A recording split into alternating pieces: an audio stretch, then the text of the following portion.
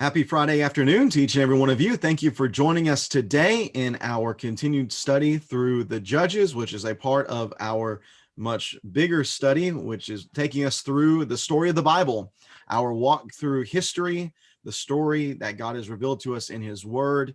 We have been on this walk for a long time up to this point, beginning in Genesis and arriving to where we are here in Judges 19. We've covered a lot of ground, but I hope that it has been beneficial to you. I know personally it's been very beneficial to just for myself to have walked through the scriptures as we have done in this study. And if it has benefited you even half as much as it's benefited me, then I feel pretty good about that. But one of the people that's really helped us out along the way is my good friend Alan Seidenstrang. He is with us again today. And Alan, we're thankful for you being here. Unfortunately, I'm not going to be able to offer you a heartwarming story today. It's going to be a bit of a difficult text, honestly. One of the very low points of Israelite history, the people, God's people within the story of Judges, and really one of the lowest points of any portion of Israel's history as we go through Judges 19 today. Between this and the exile, I can't think of and we'll see some parallels here from this story with another pretty low point in previous history. Right. So we're gonna, like you said, this is about as low as it gets right here in these next three chapters. Mm-hmm. We were introduced in our last study to a man by the name of Micah, who established his own priesthood and established his own place of worship in where he lived, and then the Danites end up coming in chapter 18 and overtaking that priesthood and taking the articles of worship, and they established their own cultic place of worship in the city of Dan, which is in far northern Israel. Well, we're going to go back to where all this began in the foothills of the land of Ephraim, and we're introduced to another Levite, but we're not told this Levite's name, and that might be very purposeful as we look at some of the contrasting elements between this story and what we see in the earlier chapters of the book of Judges. But we're introduced to this Levite, Alan, in verse 1 of chapter 19. But before we are introduced to him, we're giving kind of not an update, because we've seen this already twice before, but we're given a status report really of where Israel is at this point and where the Jewish people are, where we're told that in those days there was no king in Israel. Not only was there not a king, an earthly king, but more importantly, God was not revered as king over the people. They were not faithful to him. They did not fear him, and they did not follow his statutes and the commands given through the law.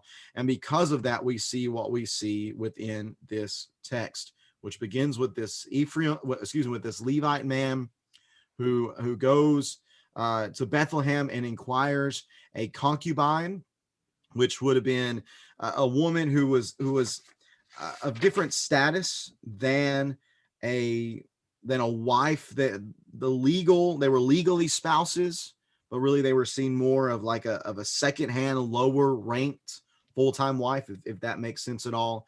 And it tells us there was trouble in paradise because she was unfaithful to him, which might be better understood in being that she was angry with him, or she was upset with him for some reason, which led her to go back to her father's house in Bethlehem. She had been there for 4 months, and her husband goes back to her and followed her to speak kindly to her, which kind of tells me that he messed up in some way. And because there was no legal recourse for a woman to divorce her husband at this time, all she could do is leave the house, and he goes to seek her back. And that begins this long saga of him trying to win her back, and of her father really making that more difficult than I'm sure this man desired for it to be. Alan, what happens whenever this Levite, again, unnamed Levite, and this goes to seek his unnamed concubine at her father's house? What does that begin here within this text? Well, it's I mean, what can be said about this tale? Like you said, win her back. I don't even really see much of that happening. I think it's just, it's almost he treats this woman like she's a lost cow, and we just go, oh, she's over here, let me go grab her and bring her back where she belongs. I mean, that probably is much more accurate. I will admit I'm probably giving him far too much credit at this point, because we're going to see the guy's a scoundrel. She's I don't think she's described as wife I mean, she's usually described as concubine. Mhm. If I remember right, I I'll believe double so. check that again. So she's not, she's, I mean, it says he acquired her Mhm. in in verse 1. So this was, and I'm pretty sure I need to check that too. I'm pretty sure that's kind of unusual as well. Usually don't acquire concubines from Israelites, because that usually kind of involves a slavery in a sense. But I mean, this is not just this is not love. This is not proper arranged marriage like was normal. This was, I mean, this was just a glorified servant to this Levite, who, again, it's a Levite. He should have been more in tune with God's laws on marriage, uh, on hospitality. We'll see later, on right and wrong, and just as the Levite in the previous couple chapters we just studied, he's fails in almost every way that he shouldn't have. Yeah, just to give a little more background about concubines from Kenneth Way's uh, commentary on this, he says concubines were legal spouses, but ranked lower than full status wives. They typically did not bring dowries and could be divorced with relative ease. This ties in what you just said. Their primary purpose was to provide sexual partnership and or to produce offspring for the husband. So there was not much, as you said, this was not romantic. This was, as you say, he's just using her as a just because she's a woman in a sense, which definitely is not the proper attitude for anyone to have, much less, as you just brought up, for Levi, which is the big issue in these chapters. Is Israel's going so far downhill that even the spiritual leadership is dramatically less than what God would have it to be, as is seen with this Levi in the way that he's treating this woman, and really what goes down in the rest of the story. It, there's some other interesting things too. I mean, she ran away. She was home for 4 months. I mean, it doesn't seem like he had to travel very far. This wasn't but a couple days journey to go back to Bethlehem to get her from the hill country of Ephraim. These are all kind of central Israel. So the fact that she was gone for 4 months before he went back to get her is kind of strange. And then you have this whole long scene with the father-in-law kind of detaining him. They ate and drank, and then the Levite was going to leave, and the father-in-law says, "No, let's eat and drink some more," and does that a couple days. So he ends up staying like a whole week, and not leaving until kind of late in the day. Normally you he probably could have made it home if he'd have left early, but the fact that he leaves when the day is almost over requires that he has to stop halfway between Bethlehem and his home, which sets the scene for what happens. But you got to wonder, like, why is the girl's father, the father-in-law, why is he detaining him so long? Well, uh, I, to me, I kind of wonder if the father-in-law didn't trust him completely and just wanted to keep the daughter there in safety as long as possible. Once she left, she was out of his jurisdiction, and really, like, the father-in-law, I don't know how much he could do. The guy, that's his legal wife, so he had uh, mastership over her. So the father-in-law couldn't just stop that, but he's Right. slowing the process as much as he can. So you wonder how much the father-in-law knew about the character of this man, and where his daughter was going back to now that she's kind of told what's going on, whatever it was. And for good reason. We see what happens to the poor girl. And I wonder too, Alan, if there was not an understanding from the father-in-law about the area he'd be traveling through. Maybe in addition to not trusting this Levite, maybe he didn't trust the people the people within the lands they'd be traveling through. Which, as you mentioned, I did a little measuring here of a map, and probably around 20-25 miles is going to be the distance between where the home of this Levite is, which I think there's a proper assumption here of being probably Shiloh, or right around Shiloh, since he's going to speak later on about going to his house, which could also be understood as being the Lord's house, which was located in Shiloh. Um, doesn't just trust this man, but maybe doesn't trust the men of the lands they're going to be traveling through, which again is going to show itself to be well-founded distrust from both ends, if either or both are the case. But the sad thing is, verse, I guess we'll look at verse starting in verse 10. Finally, the man was unwilling to spend the night anymore with his father-in-law. So he got up, he departed, he arrived opposite Jebus, that is Jerusalem. The man had 2 saddle donkeys. His concubine was with them. When they were near Jebus and the day was almost gone, the servant said to him, "Please, why don't we stop at this Jebusite city and spend the night there?" His master replied to him, "We will not stop at a foreign city where there are no Israelites. Let's move on to Gibeah." So you mentioned the father-in-law possibly, worrying about some of the cities in between Bethlehem and Shiloh. Well, we have Jerusalem here, which has apparently, it was taken before. Apparently, it's fallen back into Canaanite hands, and I just kind of wonder which city is the father-in-law worried about, because this city is Canaanite, and obviously that's what the Levite is worried about. He doesn't want to stay in Jerusalem, so instead he goes to Gibeah, which is a Benjamite city. Well, what ends up happening? All the trouble is actually and the danger is in the Benjamite, Israelite city, not Jerusalem, which was controlled by the Jebusites. So that's kind of a little ironic twist to the story as well. Yeah, so they continue on in this journey, Alan, and they finally end up arriving in Gibeah, which is in verse 14, and they stop there. And what ends up taking place is the man goes into the city square and he waits. And for us in 21st century America, we're wondering, well, what's he waiting on?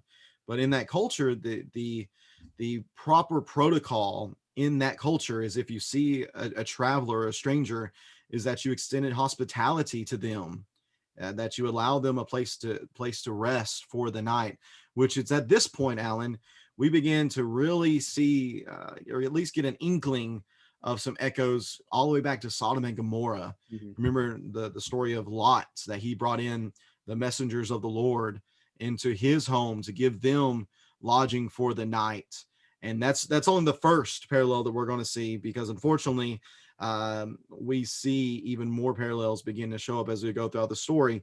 But it begins here with no one, at the end of verse 15, no one took them into their home to spend the night. The people of this town, which are Israelites, are not showing themselves to be hospitable as God would expect for them to be. We wish that was the worst of their sins, but again, we're going to see that is simply not the case.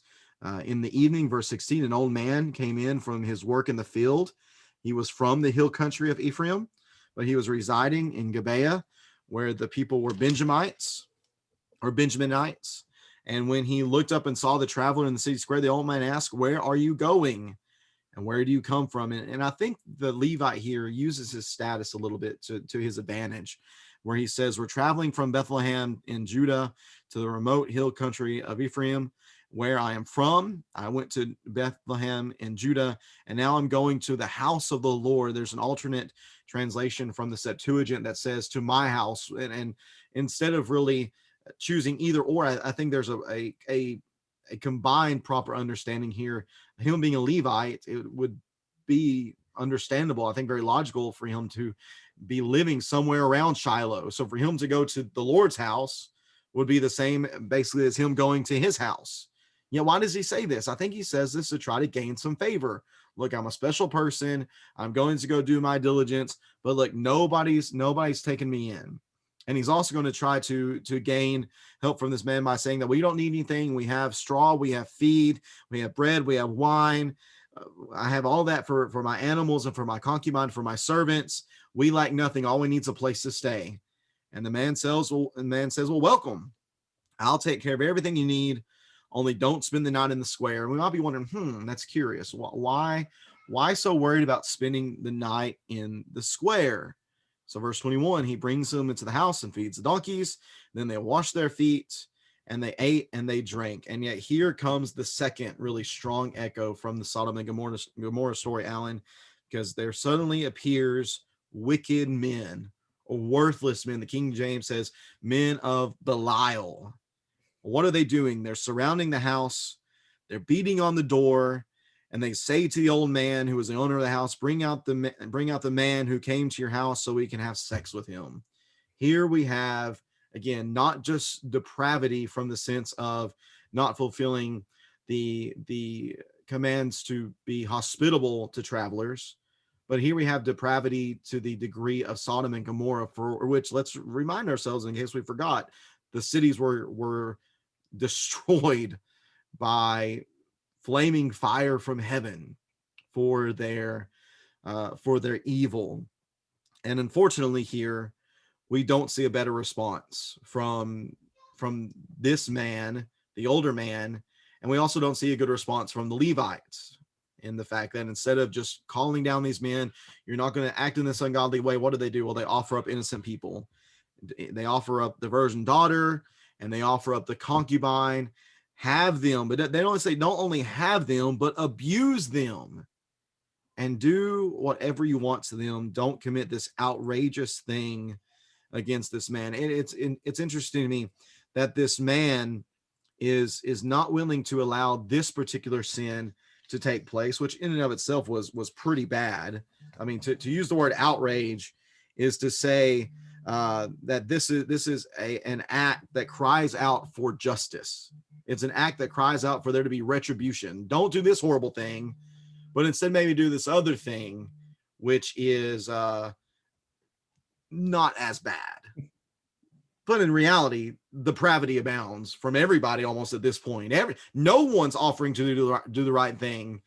And unfortunately, it does lead to without a doubt, one of the saddest portions of a text that we can think of in the entirety of Scripture, Alan. And I just double checked again, verse 23 and 24 here. You can almost match those up with Genesis chapter 19, verse 7 and 8. I mean, when Lot comes to the men and says, please, he basically says the same thing. Please don't do this, my brothers. This man has come to my house. Verse 8 in chapter 19 of Genesis says, look, I've got 2 daughters who haven't been intimate with the man. I'll bring them out to you, and you can do whatever you want to them. However, don't do anything to these men because they have come under the protection of my roof. And then look what it says here. Here, let me bring out my virgin daughter and the man's concubine. So let me bring out 2 women, abuse them and do whatever you want to them, but don't commit this outrageous thing against this man. So, even if we weren't already kind of had our eyes open for some parallels with other parts of the book or other parts of the Bible, this is just too obvious not to miss at this point. If you've read the Sodom and Gomorrah story, even a beginner Bible student can probably pick up on these parallels. So, I mean, what's the point of all this? It's to show that again, we talked about how this is the lowest point of Israel. Well, they have descended even farther than how the wicked Canaanites. Mm-hmm. They've descended all the way to the very wickedest of the wicked, Sodom and Gomorrah. I mean, Sodom and Gomorrah are the ones throughout the Psalms and the prophets. If you want to talk about the worst of the worst, they reference Sodom and Gomorrah. Yeah. So maybe sometimes the Canaanites, but Sodom and Gomorrah are the worst of the worst. So now you have an Israelite city, the Benjamites, acting in the exact same way, and all the literary, using the same language, the same phrases almost, is supposed to just highlight the fact that, I mean, this is the extent of the fall of this people. And at least in the story of Sodom and Gomorrah, those, of course, they were angels back then, the 2 men. They weren't, nothing happened to them, and the good people of the city, Lot and his family were rescued. Well, that doesn't even happen here. Verse 25, they take the concubine and, I mean, just rape her all night, and to the point where she ends up dying from the abuse. So I mean, just about as graphic and horrible as you can think of, and probably as bad as that is, just look at what happens in the morning when her master, verse 27, when her master got up in the morning, opened the doors of the house, went out to leave on his journey. There was the woman, his concubine, collapsed near the doorway of the house with her hands on the threshold.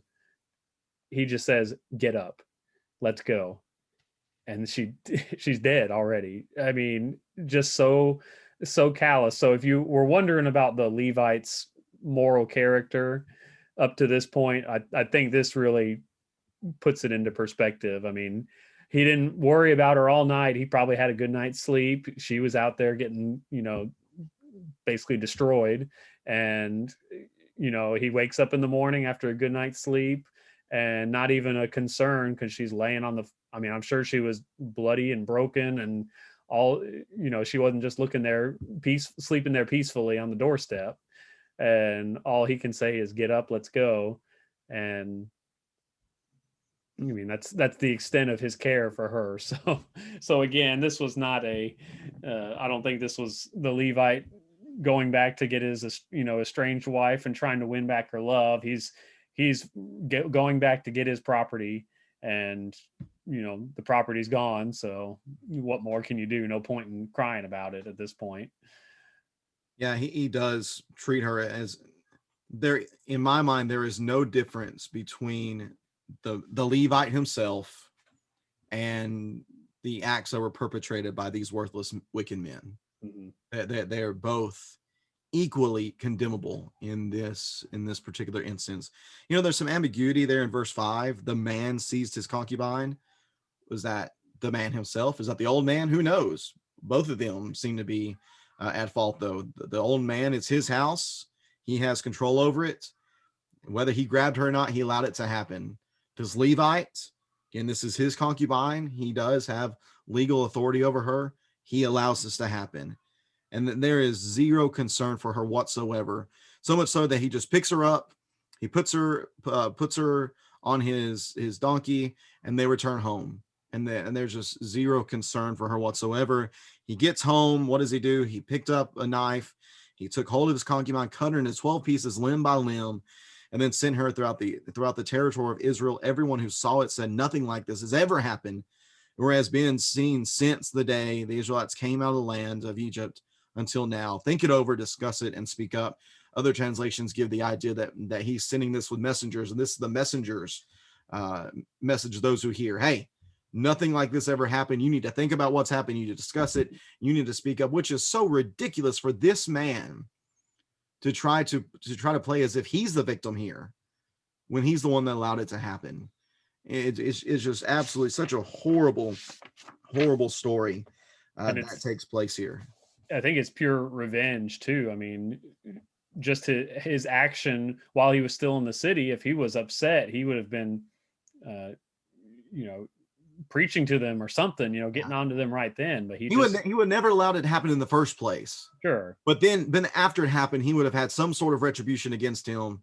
But instead of that, what is he going to do? He's going to try to get this revenge just simply, and it's got to be from his mindset, simply because a piece of property of his has been taken from him. Yeah. Oh yeah. He couldn't care less about the moral implications of what happened. This is all just the physical aspect of, his property is concubine's gone.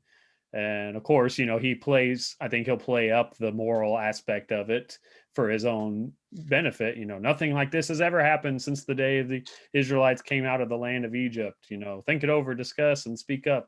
What should we do about it? Mm-hmm. But he's just gathering up, which, we've talked about some of the leadership parallels in this story.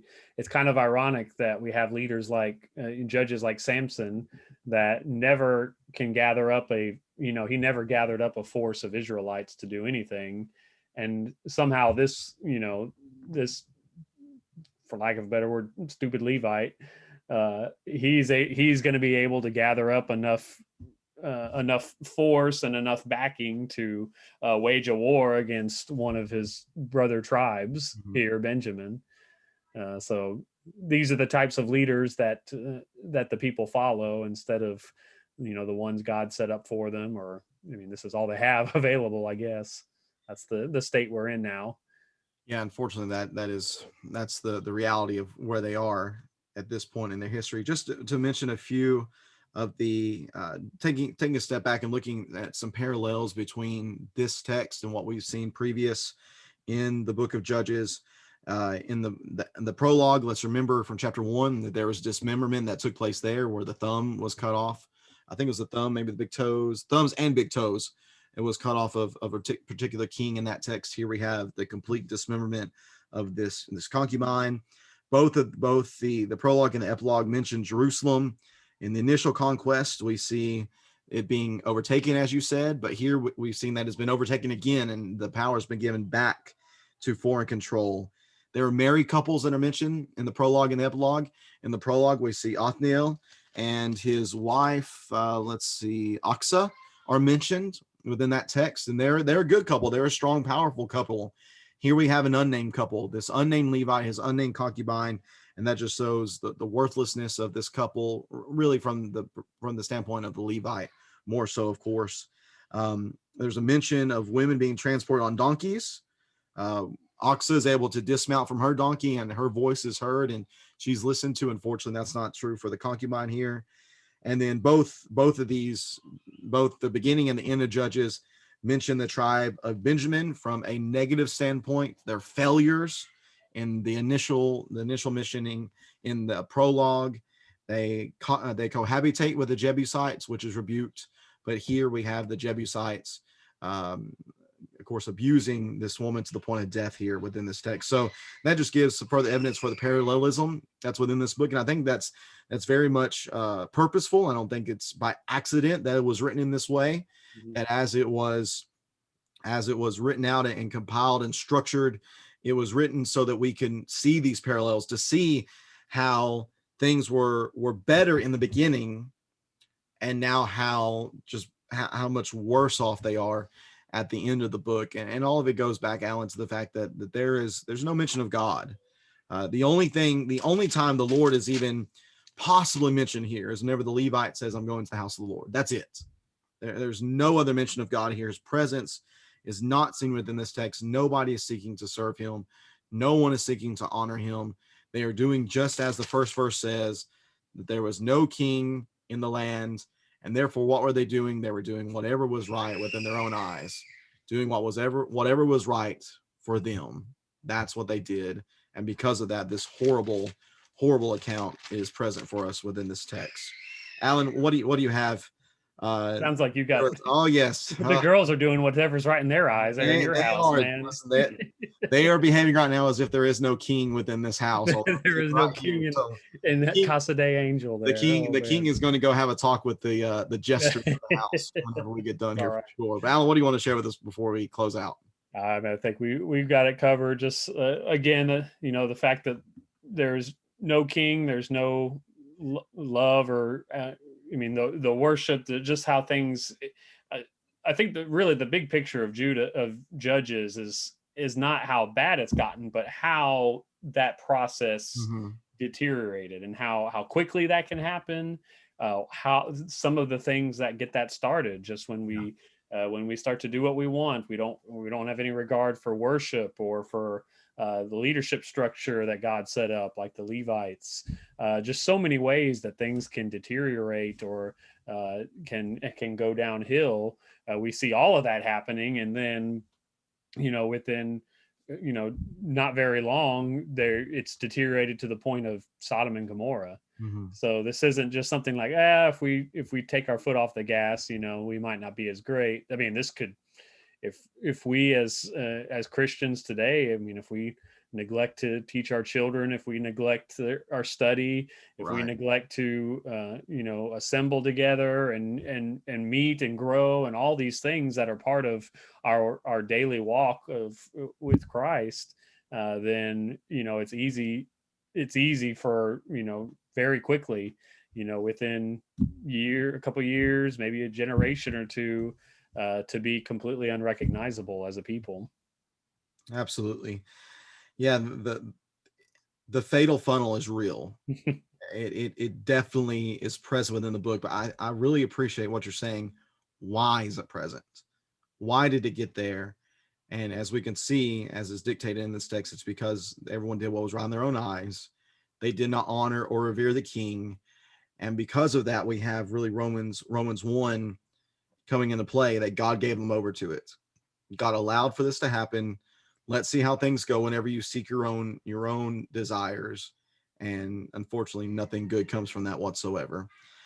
Yet, unfortunately, even further unfortunate is the fact that there are going to be lasting ramifications from this event throughout the rest of Judges in chapters 20 and 21, which we will get to this upcoming Tuesday. We hope that you will join us for that. We hope that you've benefited from this study. Again, a difficult study to think about, yet we learn from it. We learn a great deal from it. The necessity of allowing God to be our guide, honoring and revering him, and doing what is right in his eyes and not our own. If you have any questions or comments, please feel free to leave that for us. We'd be more than happy to interact with you concerning those things. Excuse me. Well, we hope you have a great rest of this Friday. Hope that you are able to worship with the saints this upcoming Sunday. If you're looking for a church to worship with and you're going to be in Jackson, we invite you to join us at the Pleasant Plains Church at 9 a.m. at 384 Pleasant Plains Road as we worship together. We love to have you there. Again, if you have any questions, comments, any needs that we can help to meet for you, if we can serve you in any way, reach out to us. We'd love to do that as well. Again, thank you for being here. Alan, thank you for joining us. May God bless you all. Hope you have a great rest of your day, and join us next time as we continue our walk through history, the story of God's word story of God's people as found within his word. God bless, and everyone take care.